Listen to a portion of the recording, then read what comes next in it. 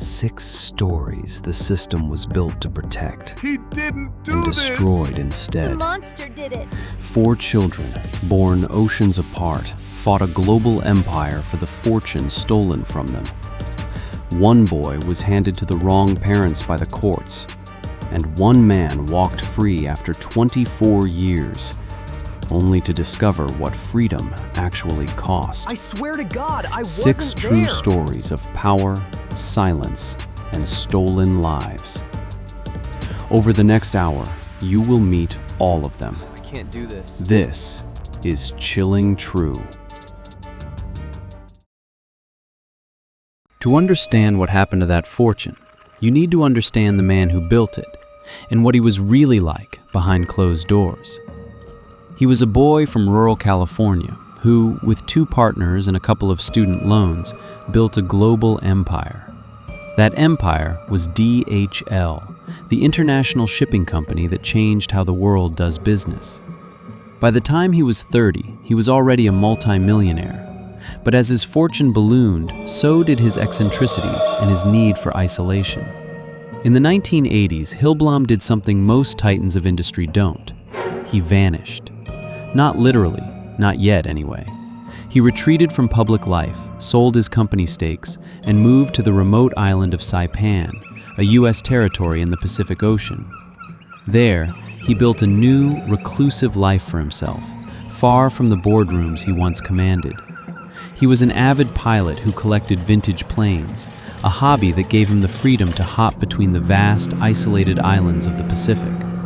This self-imposed exile was a gilded cage of his own design, packed with a mansion, boats, and a portfolio of businesses across Micronesia and Southeast Asia.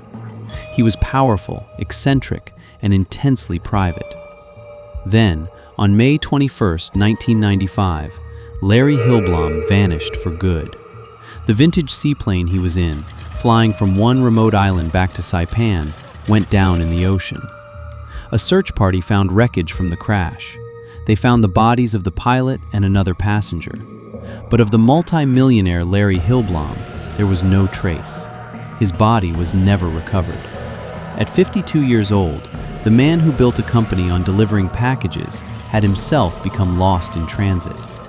As news of his disappearance spread, his 1982 will was read. It stated that his massive estate, estimated to be worth around $550 million, would go almost entirely to a foundation that funded medical research at the University of California. The will mentioned no wife and, crucially, no children. For a moment, it seemed like a straightforward, if tragic, end to a remarkable life. But the story was just beginning. Because as the news of Hillblom's death and his vast fortune spread, whispers began to surface from across the Pacific. Whispers that would unravel his carefully guarded private life and expose a legacy far darker than anyone imagined. With Hillblom's fortune now in legal limbo, claims began to trickle and then flood into the court on Saipan. They came from the Philippines, from Vietnam, from the island nation of Palau. Young women, many living in impoverished conditions, came forward with a story that seemed unbelievable. They were the mothers of Larry Hillblom's children. As lawyers dug into these claims, a disturbing picture of Hillblom's life in Asia started to emerge. Court filings and investigative reports detailed what became known as his sex safaris. It was alleged that the reclusive tycoon used his immense wealth and private planes to travel across Southeast Asia, obsessively pursuing very young women, some of whom were reportedly underage. The stories were heartbreaking and shockingly similar. One mother from Palau described meeting Hillblom when she was just a teenager.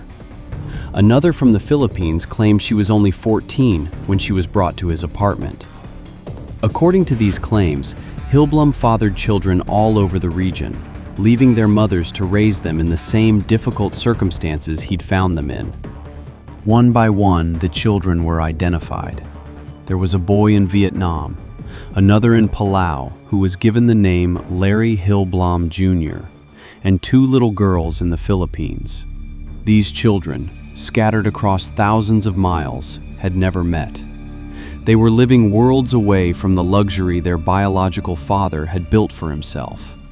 While Hillblom's estate was being valued in the hundreds of millions, his supposed children were growing up without a father, and in some cases, without basic necessities. The contrast was staggering. Here was a man who built a global logistics empire, a company defined by making connections. Yet he had allegedly left behind a secret, disconnected family. He had left his fortune to charity, but, according to these women, had ignored the very children he brought into the world. Unsurprisingly, the estate's lawyers and the university foundation that was set to inherit the fortune denied the claims. They were just stories, they argued. And the mothers and children faced a monumental, seemingly impossible legal hurdle. How could they possibly prove it? The central problem was simple. You can't prove paternity without the father's DNA. With Larry Hillblom's body lost somewhere in the Pacific Ocean, there was nothing to test against. The case seemed dead on arrival. Then, things got even more suspicious. When investigators went to Hillblom's mansion on Saipan to look for a source of his DNA, a hairbrush, a razor, anything, they found the home had been bizarrely scrubbed clean. There were reports that sinks had been scoured with acid. Later testimony even alleged that Hillblom's personal items had been buried in the backyard, making them useless for DNA testing. It looked like someone had gone to extraordinary lengths to erase every last genetic trace of the man from his own home. One lawyer for the children later said, "It was about DNA, all about DNA, to get rid of the DNA."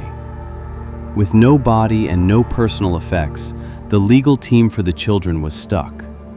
The hundreds of millions of dollars seemed destined to go to the university foundation, just as Hillblom's will had directed.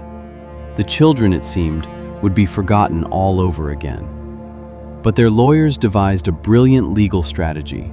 It was a total long shot, but one that would end up making legal history in the world of probate law. They posed a groundbreaking question. If they couldn't test the children against their father, what if they tested the children against each other? The logic was simple. These children were from different mothers, in different countries, and had zero connection to one another. If DNA testing proved they were half-siblings, there could be only one logical conclusion. They had to have the same father. It was a novel approach for an inheritance dispute, using sibling DNA as indirect proof of paternity. The court agreed to the strategy. Samples were taken from the 4 children and sent to a lab. The fate of a massive fortune now rested on what this genetic comparison would reveal. The results came back with stunning clarity.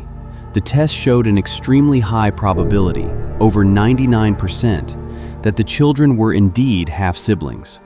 They all shared a common father.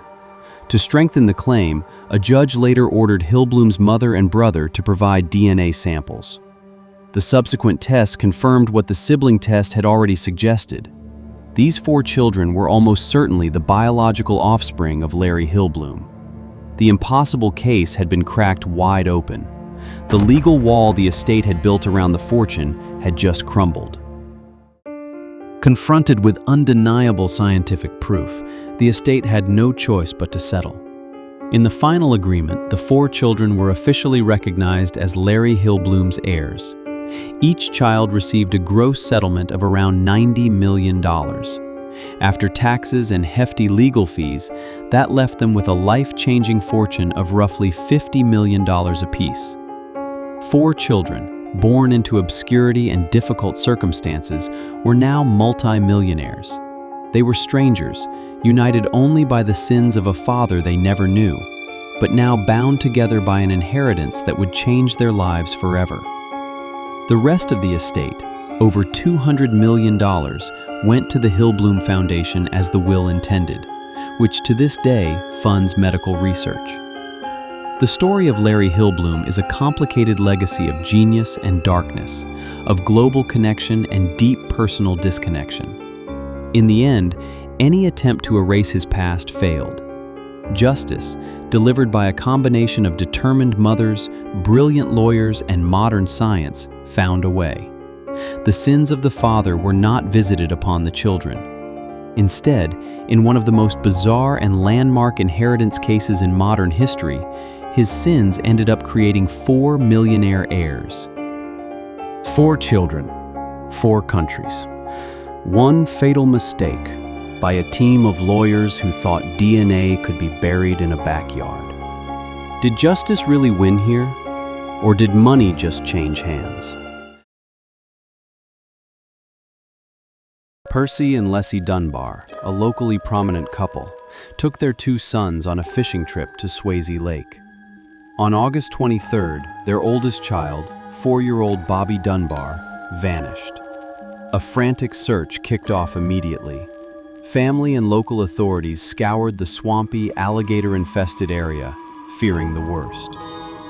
Did he just wander off and get lost? Or did he fall into the murky water? An exhaustive search of the lake turned up nothing.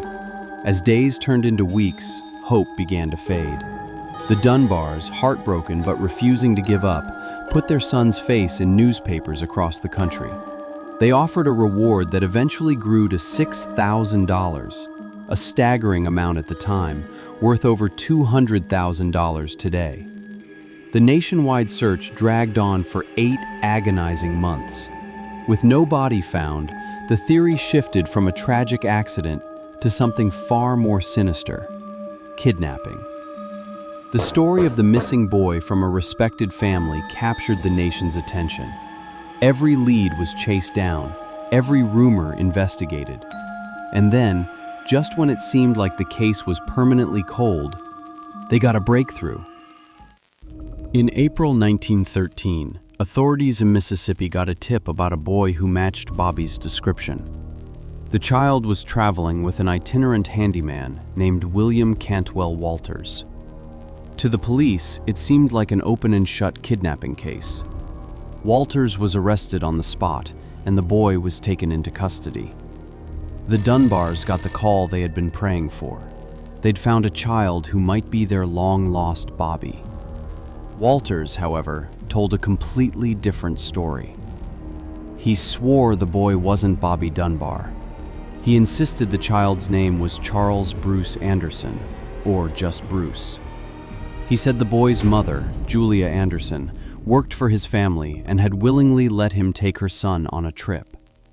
But in an era before phones and easy communication, his story was hard to prove and even easier to dismiss. To the authorities, he was a drifter and now a suspected kidnapper. Percy and Leslie Dunbar rushed to Mississippi, their hearts pounding with hope and fear. But when they were finally presented with the boy, the reunion wasn't what anyone expected.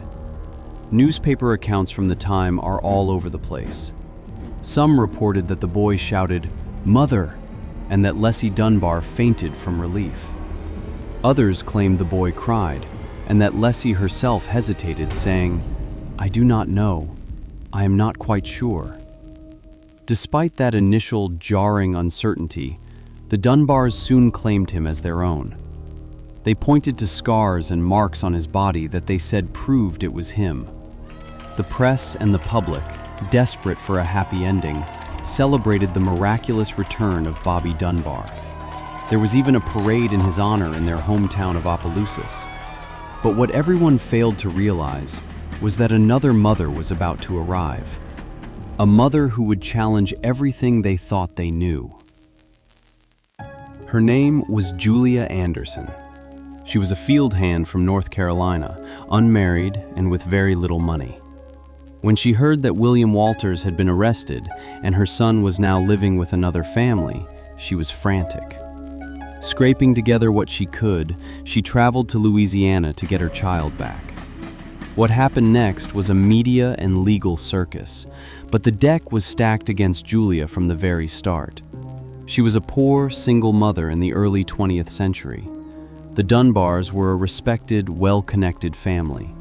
When Julia was finally brought face to face with the boy, the meeting was tense and inconclusive. Surrounded by the Dunbars, their lawyers, and their friends, Julia seemed to hesitate. The boy, who had just spent weeks in a large house with new toys and a pony, seemed distant and unsure. The newspapers, already biased against Julia and openly questioning her moral character for having a child out of wedlock, pounced on her hesitation. They painted her as a liar and an unfit mother. The next day, after being allowed to undress the boy and check for identifying marks, Julia stated with absolute certainty that he was her son, Bruce. But it was too late. Public opinion had already been decided. The legal battle was just as lopsided. Julia Anderson couldn't afford a lawyer to stand up to the Dunbar family's resources. The court ultimately sided with the people who had status, money, and the public's sympathy. The child would stay with the Dunbars. They had won. The law had officially declared the boy to be Bobby Dunbar. For Julia Anderson, it was a soul-crushing defeat. She returned to North Carolina, heartbroken. With the boy officially declared to be Bobby Dunbar, the legal system turned its attention to the man accused of kidnapping him. William Walters was tried, convicted, and sentenced to life in prison. He served 2 years before his conviction was overturned on a legal technicality. The state decided against a retrial, likely due to the high cost, and he was released. He was a free man, but his name had been dragged through the mud for a crime he didn't commit. Meanwhile, the boy at the center of it all grew up as Bobby Dunbar. He lived a life of comfort and privilege, the very life Julia Anderson could only have dreamed of for her son. He went on to marry, have 4 children of his own, and live a full life under an identity that wasn't his. He died in 1966, taking the secret of his true identity, a secret he probably never even knew himself, to his grave. For decades, the story of Bobby Dunbar was told as a thrilling tale with a happy ending. A lost boy, miraculously found and returned to his loving family. As for Julia Anderson, she went on to marry and have other children. But she never, ever forgot her firstborn son, Bruce. She told her other children about their long-lost brother, the boy the Dunbars had taken. For the rest of her life, she maintained that her son had been stolen. It seemed the truth had been buried forever. But the story doesn't end there. Decades later, one of the man known as Bobby Dunbar's own granddaughters began to have doubts. Margaret Dunbar Cutright started digging into the family legend after stumbling upon old newspaper clippings that hinted at the controversy.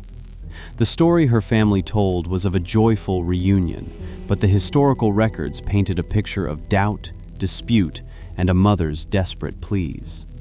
Margaret's investigation led her to the descendants of Julia Anderson, who had kept alive the story of their stolen brother, Bruce. For the first time, the two families, one built on a celebrated truth, the other on a foundation of loss, started talking. The mystery had survived for nearly a century, but now, in the early 2000s, a new tool could finally give them a definite answer: DNA testing. Margaret convinced her father, Robert Dunbar Jr., the son of the man at the heart of the case, to provide a DNA sample. That sample was then compared to the DNA of a son of the original Bobby Dunbar's brother, Alonzo. The world of 1913 relied on eyewitnesses and hazy memories. The world of 2004 relied on science. The question was simple: would the DNA prove that Robert Dunbar Jr. was related by blood to his supposed first cousin? In 2004, the results came in. There was no match. The DNA was conclusive. The man who was raised, celebrated, and eventually buried as Bobby Dunbar was not biologically related to the Dunbar family at all. After 90 long years, Julia Anderson was vindicated. Her son had been taken from her.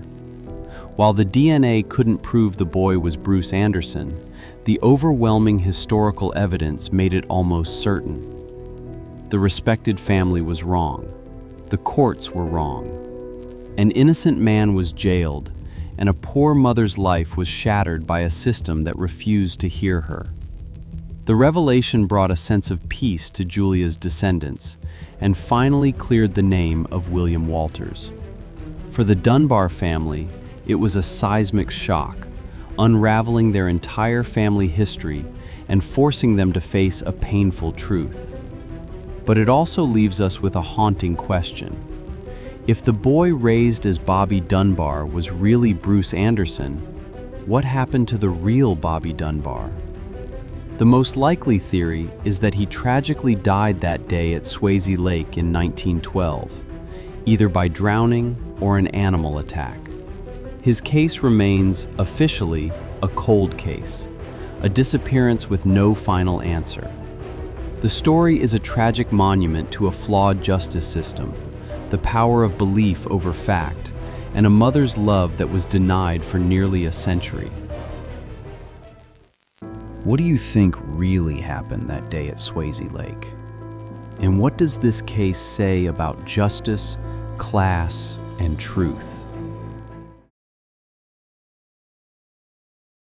In 1937, the Lower East Side of Manhattan was a world of its own. Crowded tenements, immigrant families stacked 3 to a room, kids running numbers just to eat. Isidore Zimmerman grew up in that world, one of 9 children born to Russian immigrants who had nothing except each other. But Izzy had something the neighborhood didn't expect. He was good. Good enough at football that Columbia University noticed. At 19, he had a scholarship. He had a way out. April 10th, 1937. A group of local young men the press would later call the East Side Boys planned an armed robbery at a Manhattan restaurant. During the holdup, an off-duty detective named Michael Foley was shot and killed. Zimmerman had been at an early meeting, heard the talk, and walked away. He claimed he never touched a gun. He was nowhere near the restaurant that night. But a detective was dead, and someone had to answer for it. I wasn't there. I had nothing to do with it. I swear to God, I wasn't there. The prosecutor needed a conviction. He had one witness, a man named Alex Rose, who was himself part of the robbery. Rose cut a deal. He pointed at Zimmerman and said Zimmerman had supplied the murder weapon. That was it. That was the whole case. What the jury never knew, what they were never allowed to know, was that just before the trial, Rose had given a statement to a stenographer. In it, he'd admitted to inconsistencies, contradictions that would have made a jury question everything. The prosecutor had those statements in his hands. He read them. He knew what they meant. He buried them. At trial, Rose testified that he had never made any conflicting statements. The prosecutor sat there and let him lie. Zimmerman had no scholarship anymore, no future, no alibi that anyone believed. In March 1938, he was convicted of first-degree murder, sentenced to die in the electric chair. He was 19 years old. For 9 months, Zimmerman lived on death row at Sing Sing. He watched 13 men walk past his cell toward the execution chamber. 13 times he counted their footsteps. 13 times they didn't come back. By January 1939, it was his turn. He told his father to let the family know he died a good death. His head was shaved, his clothes were prepared. He was ready. My son, my boy, he didn't do this. He didn't do this! 2 hours before the execution, a guard appeared at his cell. Governor Herbert Lehman had commuted his sentence to life in prison. Not because Zimmerman was innocent, not because the evidence was wrong, because the governor felt uneasy that the conviction rested entirely on the word of accomplices. That was it. Unease. That was worth more than 2 years of appeals. The electric chair was gone. The cage was not. What followed were 24 years and 8 months. At Sing Sing, at Attica, at Dannemora. He would later say guards at Attica took him into an elevator they called the Bucket of Blood and beat him until he lost 90% of the vision in his right eye. He claimed a warden at another prison punished him by cutting off his food for a year, that he survived on scraps smuggled to him by other inmates. The system didn't just want to hold him, it wanted to erase him. He refused to be erased. Inside some of America's most brutal prisons, Isidore Zimmerman became a jailhouse lawyer. He read every case he could find, filed motions, wrote letters, argued, always argued.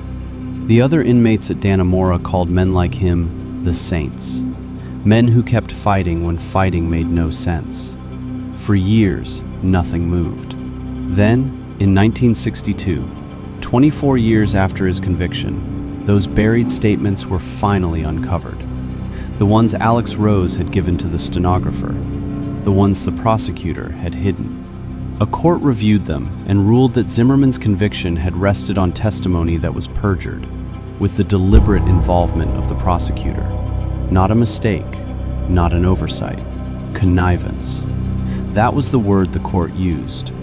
On February 2nd, 1962, Isidore Zimmerman walked out of prison. He was 45 years old, the middle of his life, gone. Not taken by a criminal, taken by the state that was supposed to protect him. Freedom didn't come with anything attached. No money, no apology, no acknowledgement beyond a court ruling. Zimmerman got a job as a doorman in a Manhattan apartment building. $212 a week. He carried bags and held doors open while he spent every spare moment preparing a lawsuit. He asked for $10 million. The state hid behind sovereign immunity, the legal idea that a government cannot be sued for its own actions.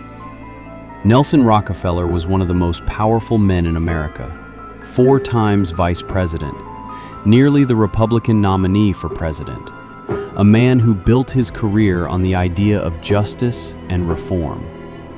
3 times, the New York State Legislature looked at what happened to Isidore Zimmerman and passed a special bill.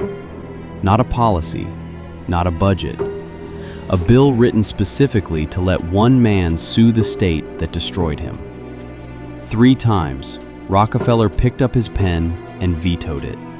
No explanation, no statement, just no.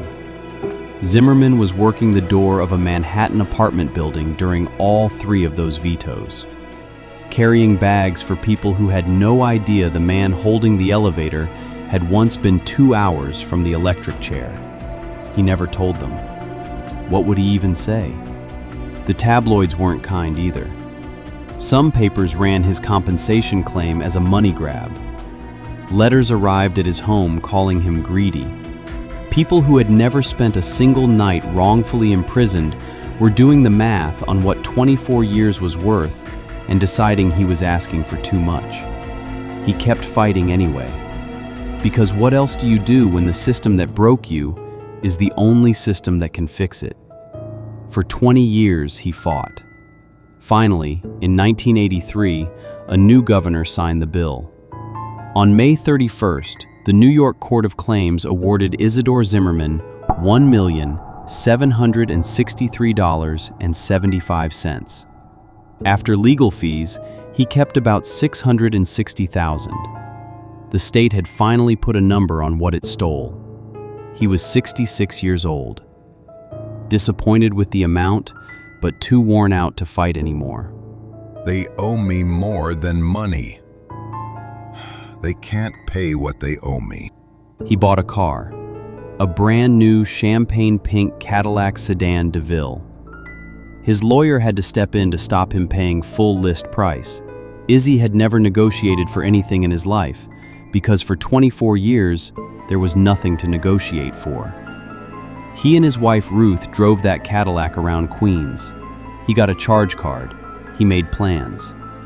4 months later, he was walking home from the grocery store when he collapsed on the street. A massive heart attack. He was gone before the ambulance arrived. The check had cleared. He never spent it.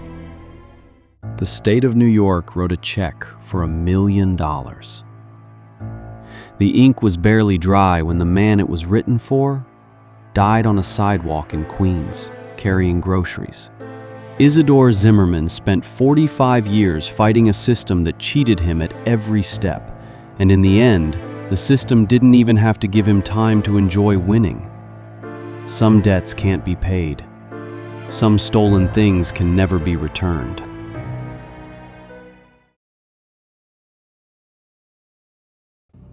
August 13th, 1986. A quiet suburb outside Austin, Texas. Michael Morton wakes up on his 32nd birthday and leaves for work at 5:30 in the morning, the way he does every day. Behind him, his wife Christine is still asleep. Down the hall, his 3-year-old son Eric is asleep too. Before he leaves, Michael writes Christine a note. It's a small, ordinary thing, a little disappointed they hadn't been intimate the night before, but he signs off the way he always does. I love you. He has no idea it's the last thing she'll ever read from him. Later that day, a neighbor finds Eric wandering outside, alone. When she walks him back home to check on his mother, she finds Christine beaten to death in the bed she'd been sleeping in hours earlier. It wasn't Daddy. The monster did it. Daddy wasn't home. The police arrive, and from the very first hour, they don't look anywhere else. No forced entry, no murder weapon, no physical evidence connecting Michael to the crime scene at all. But they have a note where a tired husband admitted he was disappointed on his birthday, and to the lead investigators, that's enough. District Attorney Ken Anderson takes the case personally. This is the kind of conviction that builds a career. And Anderson has access to something the jury will never see. Eric, the only person who was in that house, tells his grandmother what happened. He says a monster hurt his mommy. He describes the man. He had a mustache. Michael Morton has never had a mustache in his life. And Eric says something else, something that should have ended the case before it began. He says his daddy wasn't home. Anderson has the transcript. According to testimony given decades later, when Eric's grandmother told the lead investigator she didn't believe Michael was the killer, the investigator tried to explain away her own grandson's account, suggesting the monster Eric saw was simply his father wearing a diving suit. When the trial judge asks Anderson directly whether he's holding any evidence favorable to the defense, Anderson says no. That's a lie, and he knows it. It isn't the only one. Neighbors reported a green van parked near the house in the days before the murder, a stranger walking into the woods behind it. Anderson has that report. He buries it. Days after Christine's death, someone uses her credit card in San Antonio and forges a check in her name. A San Antonio police officer says he can identify the woman who tried to use it. Anderson has that report too. He buries it as well. The trial starts in February 1987. Michael walks in certain the truth will protect him. He's innocent, and surely that has to matter. The prosecution has no murder weapon, no eyewitness, no physical evidence. So Ken Anderson gives them a story instead. A performance. A cold, remorseless husband who snapped on his birthday. Without the transcript, without the van, without the forged check, Michael's lawyers are fighting a version of events that doesn't exist, and they have nothing real to fight it with. The jury doesn't take long. Guilty. Life in prison. As Michael is led out of the courtroom, Anderson tells reporters a life sentence was too good for him. Years later, describing the moment he learned his wife was dead, Michael would say only this: I felt like I was collapsing into myself. I was mechanically answering questions. Asked what almost 25 years in a Texas prison was like, his answer was even shorter. Brutal. But after a couple of decades, I got used to it. Here's the part that's quieter than the verdict, and somehow worse. Eric grows up in his mother's family's house, being told, gently and consistently, that the monster from his nightmares is his father. By the time he's a teenager, he believes it completely. During a prison visit, he tells Michael he can't come back. He can't sit in a room with the man he thinks killed his mother.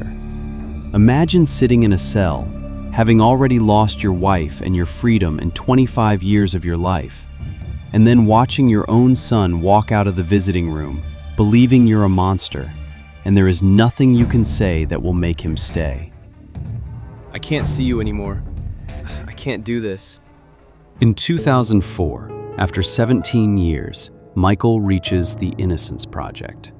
Attorney John Rayleigh takes the case for free, and together they fight for the right to test one piece of evidence, a bloody bandana found near the house. Williamson County fights them for years. The new DA calls it a pipe dream. Investigators had seen that bandana at the scene back in 1986 and decided it meant nothing. In 2011, a judge finally orders the test.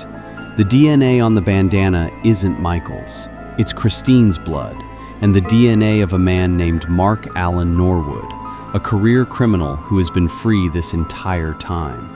While Michael sat in a cell, Norwood went on to murder another woman, Deborah Baker, bludgeoned to death in her own bed, 2 years after Christine and a few miles away. On October 4th, 2011, after 24 years, 7 months, and 11 days, Michael Morton walks out of prison. Norwood is convicted and sentenced to life. Michael finally gets his old case file, 7 boxes of it, and there it is, in black and white. The transcript, the mustache, the van, the forged check. Everything Ken Anderson buried, all of it real, all of it proof, all of it 25 years too late. A court of inquiry, a proceeding so rare it had barely been used in Texas history, is convened to examine Anderson's conduct. The judge overseeing it doesn't mince words. This court cannot think of a more intentionally harmful act than a prosecutor's conscious choice to hide evidence to create an uneven playing field for a man facing life in prison. Anderson pleads no contest to avoid further charges. His sentence for stealing a quarter-century of a man's life, a $500 fine, his law license, and 10 days in jail. With good behavior, he serves 5. In 2013, Texas passed the Michael Morton Act, forcing every prosecutor in the state to open their files for good. Michael remarried, and slowly, he got his son back. Eric finally learned the monster he'd been afraid of his whole life was never his father at all.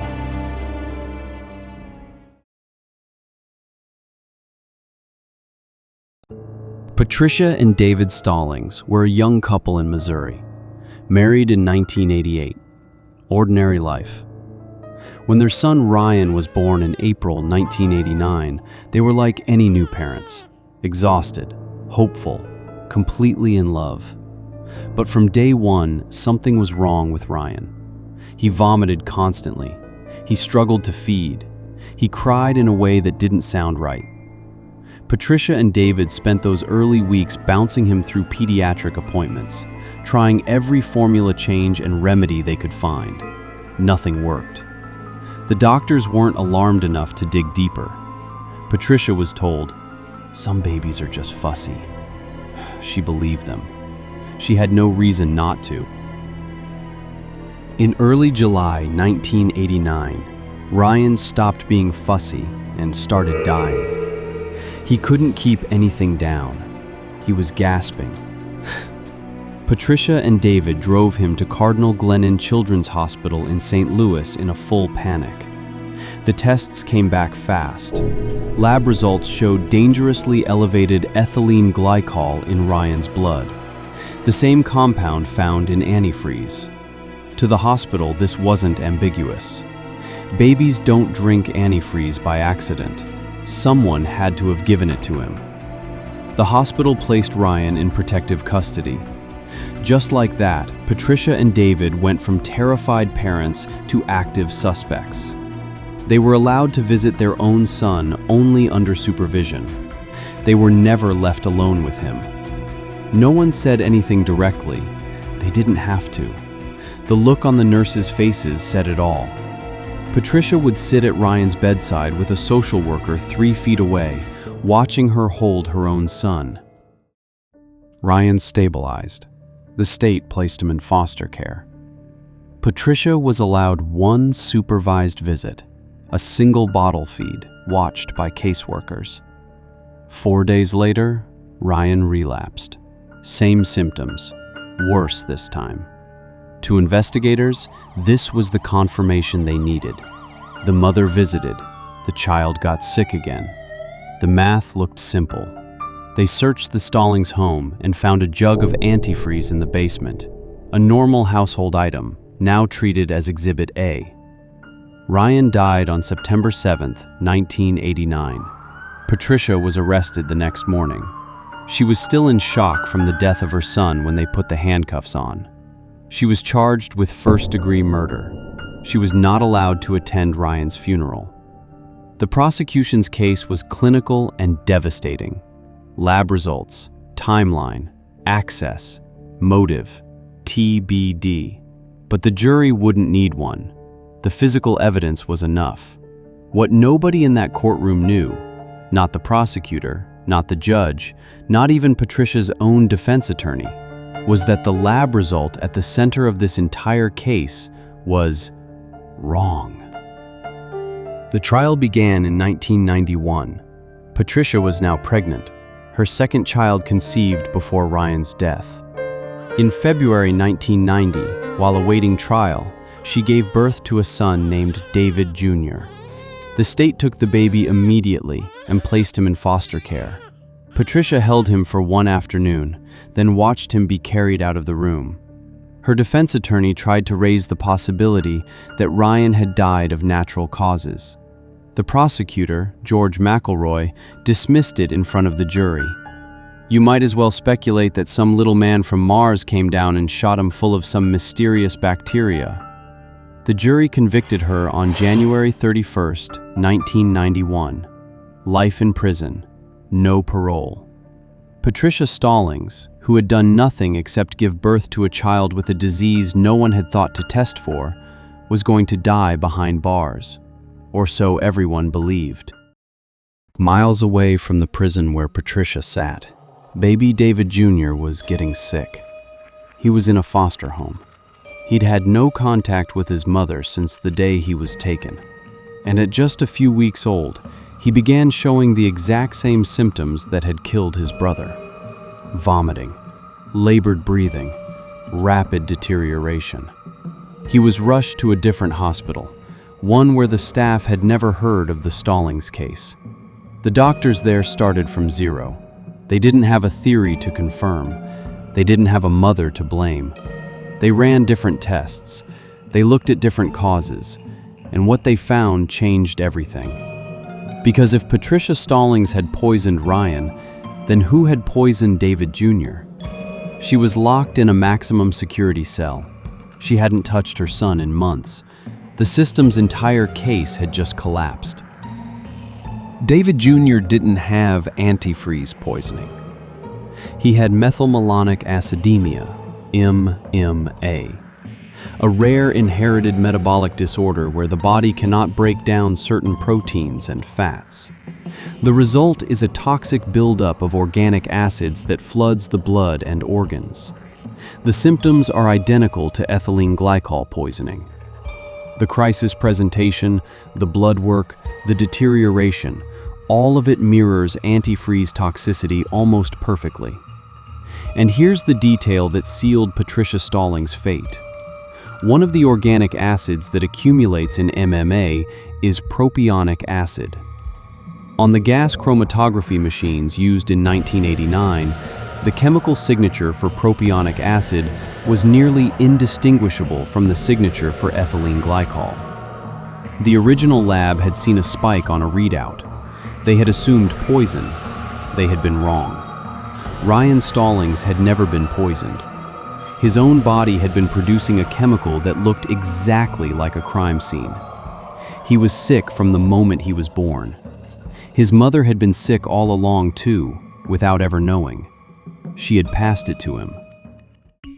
The story might have ended there, a tragic footnote, a wrongly imprisoned mother, a file closed with no one looking back. But in May 1991, Patricia's story aired on Unsolved Mysteries. Dr. William Sly, a biochemist at St. Louis University, was watching. The medical details nagged at him. Something didn't add up. He contacted the show and offered to reanalyze Ryan's original preserved blood samples. Working with colleague Dr. James Shoemaker, he ran the tests. The spike on the original lab graph wasn't ethylene glycol, it was propionic acid. To confirm, Dr. Sly spiked fresh blood samples with propionic acid and sent them to multiple independent labs. Nearly half came back with the same wrong answer: antifreeze poisoning. The diagnosis that had sent Patricia Stallings to prison for life was a misread on a chromatography graph. The prosecutor, now facing irrefutable evidence, consulted leading geneticist Dr. Piero Rinaldo, who confirmed the findings and added something worse. The treatment Ryan received for antifreeze poisoning, an ethanol drip, may have accelerated his death. The system had not just convicted an innocent woman, it may have killed her son. In July 1991, Patricia Stallings walked out of prison. She had served nearly 2 years for a murder that was never committed. On September 20th, 1991, George McElroy, the prosecutor who had compared her defense to a Martian conspiracy, held a press conference and dropped all charges. He issued a public apology. David Jr. was returned to his parents. Patricia later sued the hospital and the lab responsible for the original misdiagnosis. She won a settlement in 1993.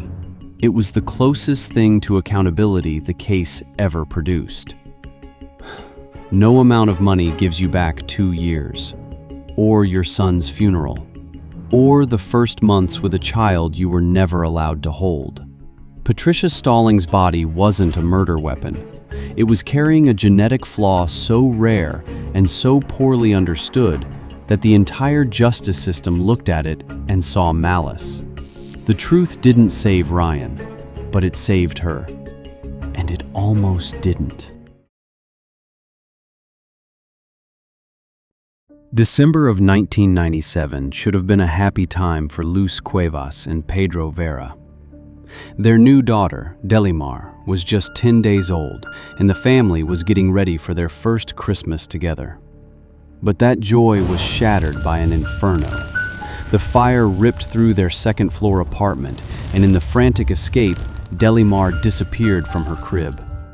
When the smoke cleared, the official investigation delivered a brutal verdict. The fire was ruled accidental, likely caused by a malfunctioning space heater's extension cord. And since there were no remains, investigators theorized the blaze had been hot enough to completely destroy the infant's body, a conclusion some experts would later find highly questionable. The case was closed, an accidental fire, a tragic death.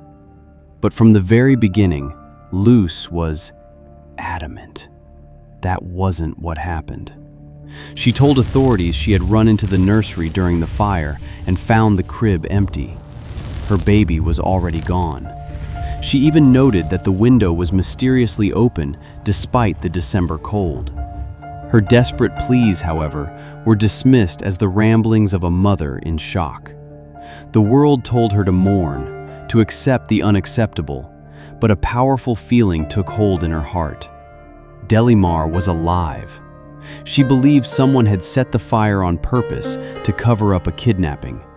This impossible theory became her lonely mantra.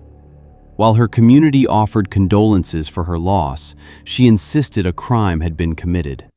Her relationship with Pedro, the baby's father, crumbled under the strain. He and the rest of the world eventually moved on, but Luz could not. For more than 2,000 days, she held on to a belief that no one else shared, scanning the faces of children in crowds, forever searching for the daughter everyone else believed was gone. The years that followed were filled with grief and isolation. Luz's insistence that Delimar had been stolen was met with pity and disbelief. How could she possibly know? The evidence seemed clear. There was a fire, and the baby was gone. To the police, and even to some in her own family, her refusal to accept the official story was a sign of a mind stuck in denial, unable to process an unimaginable trauma. Yet, her conviction never wavered.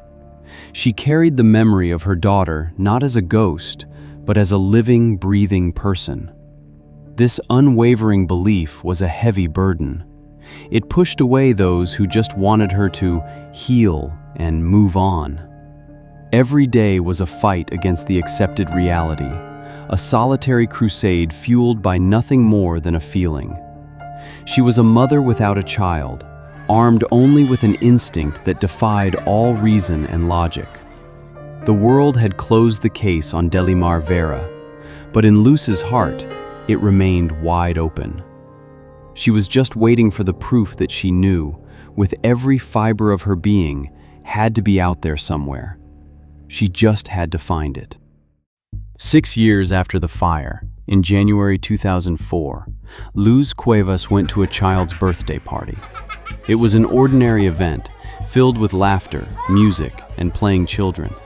But for Luz, it would become the single most important day of her life. Across the room, she saw a little girl, about 6 years old, with bright eyes and a familiar smile. The child's name was Aaliyah. As she watched the girl play, an overwhelming feeling washed over her. There was something in the child's face, a specific set of dimples, that hit her with the force of a physical blow. They were the same dimples she remembered from her baby, Delimar. The resemblance to her other children and to herself was undeniable. In that instant, 6 years of doubt and lonely hope came crashing together into a single shocking certainty. This was her daughter. The woman who brought the little girl to the party was Carolyn Correa, a cousin of Pedro's. Luz remembered that Carolyn had visited their house right before the fire. Suddenly, the impossible theory didn't feel so impossible anymore. Luz knew she couldn't just run over and start screaming. Her claim would sound insane. She had to be clever. Approaching the little girl, she pretended to see something in her hair. "Oh, you have some gum in your hair. Let me get it out for you," she said gently. With that simple, deceptive act, she managed to pluck a few strands of the girl's hair, the physical proof she had been seeking for 6 long years. Armed with a few strands of hair and a fire in her heart, Luz Cuevas now faced her next battle, getting the authorities to listen. She had little money and spoke limited English, making it tough to navigate the system. She took the hair samples to the police, but with no official open case, they were initially hesitant to help. Undeterred, Luz found an ally in State Representative Angel Cruz, who was so moved by her story that he helped her get the DNA test she so desperately needed. The samples were submitted, and the agonizing wait began. Finally, the results came in. It was a perfect match. DNA proved with scientific certainty that the little girl known as Aaliyah was in fact Delimar Vera. Luz's crazy theory was now an undeniable fact. The investigation that followed unraveled a dark and calculated plot. The prime suspect was Carolyn Correa, the woman who had been raising Delimar just 15 miles away in New Jersey. Investigators alleged that Correa had kidnapped 10-day-old Delimar from her crib and then intentionally set the fire to cover her tracks. It was a crime born of deception, hidden in plain sight for 6 long years. Correa was arrested and charged with kidnapping and arson. During the investigation, it was also revealed that she had been convicted in a separate, unrelated arson case from 1996.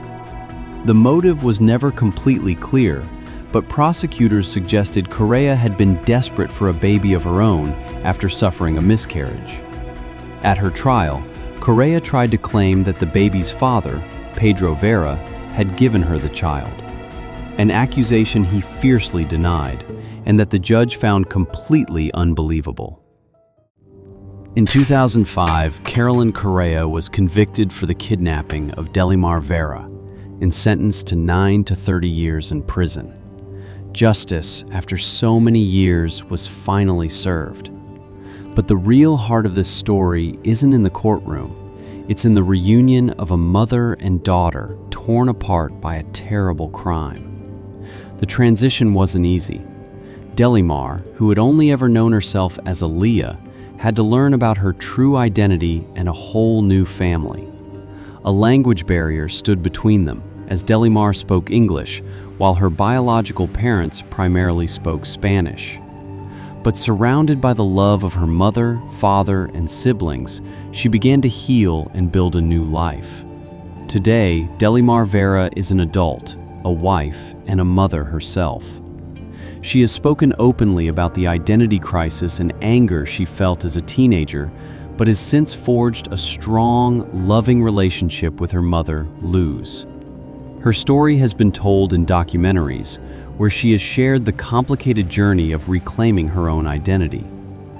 It's a case that highlights both a system that failed and the incredible power of one person. The system failed to believe a mother, but that mother's intuition, her unwavering, relentless belief that her daughter was alive, succeeded where official investigations gave up. The story of Luz Cuevas and Delimar Vera is a chilling reminder that sometimes the most important truth isn't found in evidence or reports, but in the unshakable heart of a parent who simply refuses to give up. 6 stories. Every one of them a life the system was supposed to protect, and didn't. If you made it this far, you're exactly who this channel is for. We publish a new true crime deep dive every Friday, and if 6 wasn't enough, there's 20 more waiting for you right now. Subscribe, and I'll see you in the next one.